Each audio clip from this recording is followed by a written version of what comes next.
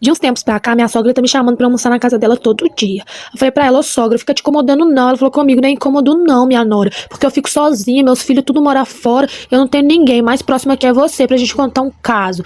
Aí ontem, quando pensa que não, minha irmã tá aqui na minha casa, minha sogra bateu no portão. Ô mulher, tá na hora do almoço, vamos lá em casa almoçar. Eu falei pra ela, ô sogra, hoje não dá não, porque minha irmã tá aqui. Não, coitadinha, vai ter que almoçar sozinha. Ela falou, ô mulher, leva ela contigo também. Falei, então tá bom, vamos lá, irmã. Fomos nós duas, a minha irmã, mas sem graça, né, porque ela não conversa tanto com minha sogra. Aí tamo lá. Quando a minha sogra chega com as panelas, a minha irmã só olhou pra mim, deu aquela olhada assim, de lado. Aí quando pensa que não, nós almoçou, eu lavei as vasilhas e fomos embora pra casa. Agradeci ela, falei muito obrigada. Aí quando chega lá em casa, minha irmã falou, ô mulher, tu deixa de ser boba, sua sogra é muito desesperta. Abre teu olho com aquela cobra caninana. Já falei pra ti que aquela mulher não presta. Eu falei pra ela, ô irmã, eu fico sem entender porque tu não gosta da minha sogra. Agora eu não tô entendendo. Tu foi lá, almoçou, chega aqui e vem falar mal da minha sogra, eu não tô entendendo o que tá acontecendo. Me diga aí, pessoal, se vocês estão entendendo a minha irmã, porque eu não tô entendendo ela não.